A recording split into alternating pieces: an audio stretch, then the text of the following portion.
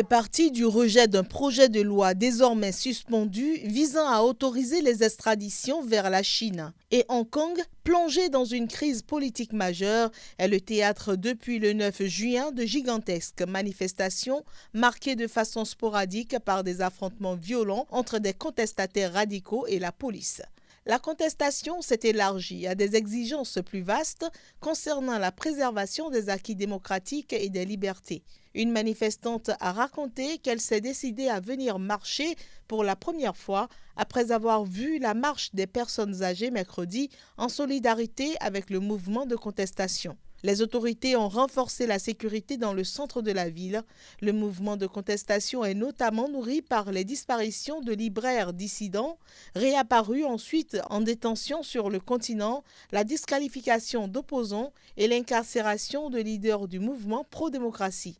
Les contestataires exigent la démission de la chef de l'exécutif, Carrie Lam, que Pékin soutient de tout son poids, le retrait pur et simple du texte sur les extraditions, une enquête indépendante sur les violences policières supposées et l'amnistie des personnes arrêtées. Ils appellent aussi à nouveau à l'élection au suffrage universel du chef de gouvernement.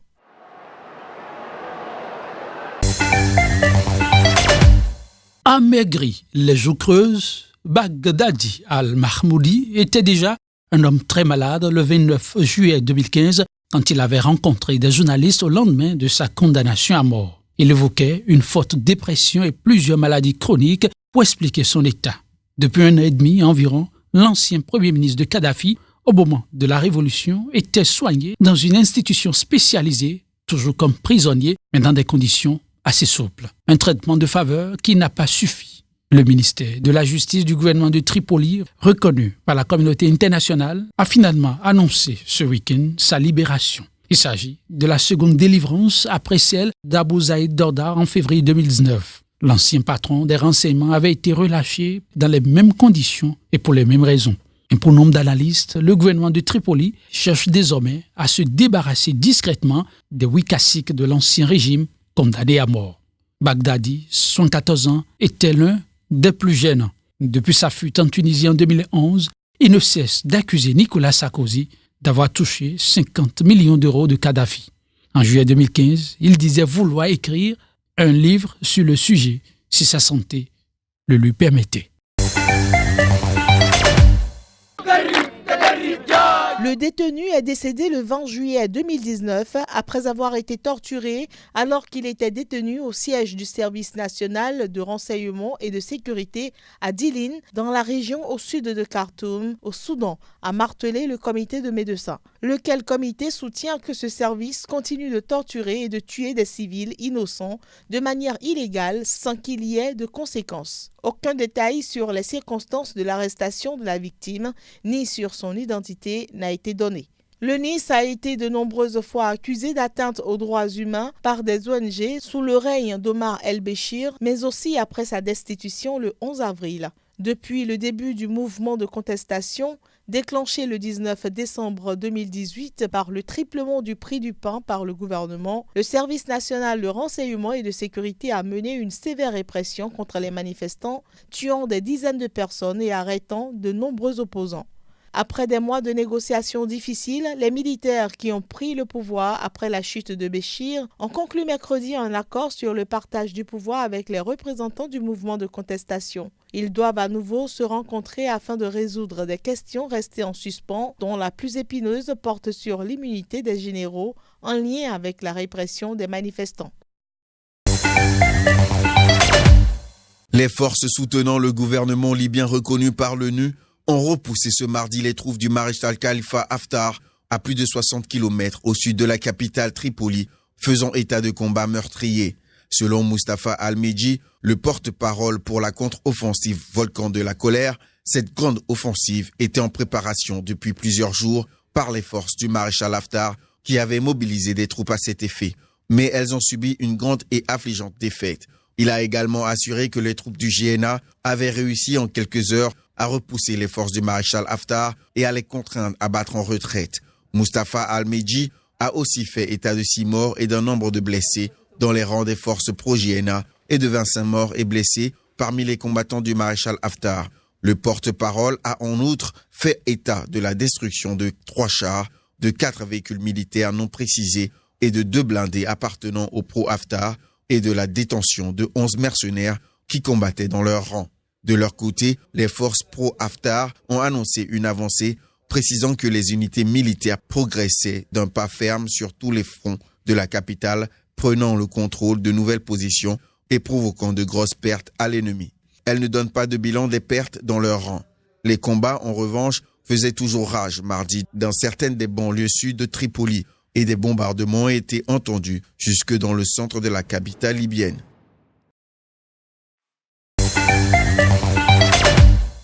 Les partis d'opposition, dans un contexte commun, ont estimé qu'aucune initiative politique et aucun dialogue ne sont envisageables sans la satisfaction de certaines exigences comme la libération des détenus politiques, l'ouverture du champ politique et médiatique et le départ des figures du régime. Le président par intérim Abdelkader Ben Salah, au pouvoir depuis la démission du président algérien Abdelaziz Bouteflika le 2 avril, a proposé début juillet un dialogue national pour préparer la présidentielle dans laquelle ni les autorités ni l'armée ne seraient impliquées. L'opposition et les contestataires qui ont d'abord réclamé le départ de Bouteflika et désormais celui de ses anciens fidèles toujours au pouvoir refusent que des proches de l'ancien président organisent une présidentielle. L'élection convoquée le 4 juillet avait été annulée faute de candidats. Ces partis d'opposition ont établi le 26 juin un pacte politique pour une véritable transition démocratique. Partis d'opposition, société civile et observateurs attendent de voir comment la proposition de dialogue sera concrétisée car aucun nom n'a été avancé. Mi-juin, une centaine d'organisations de la société civile algérienne avaient appelé à une transition de 6 mois à 1 an maximum, pilotée par une ou des personnalités consensuelles.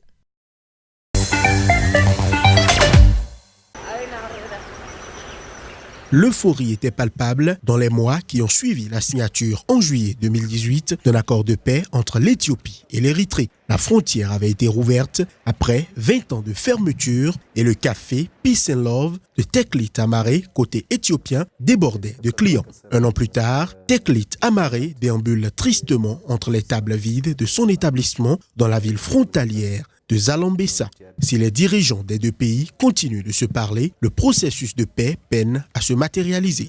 Pire, la frontière entre les 2 frères ennemis de la Corne de l'Afrique est à nouveau fermée. Le poste de Zalambessa a été fermé sans explication fin 2018, suivi par les autres points de passage entre les 2 pays. Le rapprochement surprise entre le Premier ministre éthiopien Abiy Ahmed et le président érythréen Isaias Afewerki avait été suivi de la réouverture des ambassades, la reprise des vols commerciaux entre les 2 capitales et la multiplication des rencontres et invitations. Mais la joie a vite fait place à la frustration et certains espoirs ont pour l'heure été rangés au placard. Qu'il s'agisse de la signature d'accords commerciaux ou de l'accès de l'Éthiopie, pays enclavé au port érythréen. D'autant qu'une communication opaque rend les raisons de l'impasse difficiles à identifier.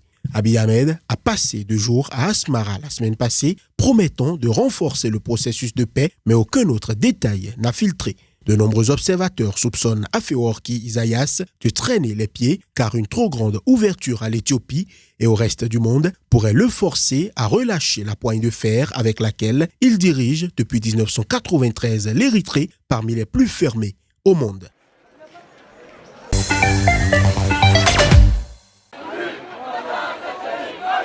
Le rassemblement intervient 1 semaine après la signature d'un accord sur le partage du pouvoir entre les chefs de la contestation et les militaires à la tête du Soudan depuis la destitution en avril du président Omar el-Béchir. L'accord n'aborde pas la question des manifestants tués depuis décembre. Brandissant des portraits de camarades tués et des drapeaux soudanais, les étudiants dans le centre de la capitale scandaient 100%, nous ne voulons pas de compensation. Épicentre de la contestation, un sit-in de milliers de manifestants installés depuis le 6 avril devant le QG de l'armée à Khartoum pour réclamer un pouvoir civil a été brutalement dispersé le 3 juin. La répression a fait 246 morts depuis le 19 décembre, dont 127 pour la seule journée du 3 juin et 1353 blessés selon un comité de médecins proches de la contestation.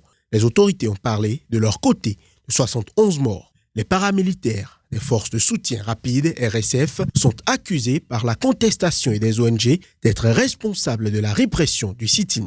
Les négociations sont en cours à Addis Abeba entre les meneurs de la contestation et 3 groupes rebelles faisant partie du mouvement, mais qui ont jugé inacceptable l'accord signé avec les militaires, provoquant la suspension des négociations. Aucune date n'a été avancée pour une reprise des discussions avec les militaires. Les islamistes Shebab ont attaqué la mairie de Mogadiscio.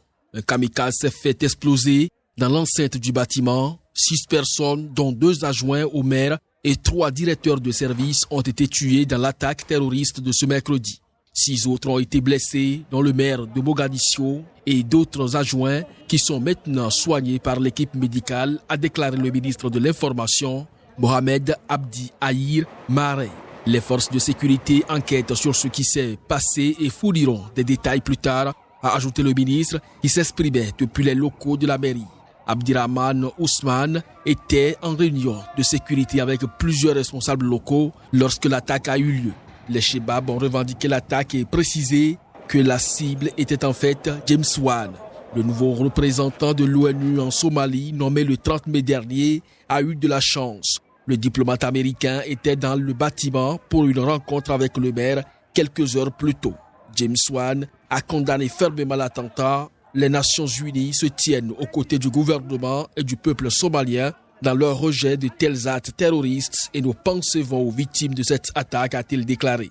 Le secrétaire général de l'ONU, Antonio Guterres, a lui aussi fermement condamné l'attaque terroriste meurtrière. Les Shebab ont mené plusieurs attaques d'envergure depuis le début du mois. Lundi dernier seulement, au moins 17 personnes ont été tuées et 28 blessées dans l'explosion d'un véhicule piégé près d'un point de contrôle situé sur la route d'accès à l'aéroport de Mogadiscio. Les militaires au pouvoir au Soudan ont annoncé avoir arrêté plusieurs officiers de haut rang et d'influents membres de l'ancien parti au pouvoir, le Congrès national. Le général Hachim Abdel Moutalib, chef d'état-major des armées, des dirigeants de mouvements islamistes et du parti du Congrès national de l'ex-président Omar El-Béchi ont tous été arrêtés. Ils seront interrogés et présentés par la suite à la justice. Chère population et chers révolutionnaires de notre majestueuse révolution de décembre, vous avez suivi ces dernières semaines l'annonce d'une tentative de coup d'État manquée. Et après de gros efforts et des recherches de la part des divers appareils de sécurité, les détails de plan ont été dévoilés. Les auteurs ont été arrêtés et seront jugés en conséquence. L'objectif de la tentative manquée de coup d'État était de faire échouer la glorieuse révolution du peuple et de ramener au pouvoir l'ancien régime du Congrès national pour ensuite perturber le processus avant la solution politique attendue et qui vise à établir un état civil dont rêvent les Soudanais. Ainsi parlait le général Mohamed Othman Al-Hussein, nouvellement nommé chef d'état-major des armées. Il a confirmé ses arrestations lors d'une allocution à la télévision d'État. L'échec du coup d'État du 11 juillet était intervenu alors qu'une rencontre entre représentants du conseil militaire et meneurs de la contestation se tenait à Khartoum pour finaliser les thèmes d'un accord sur la transition.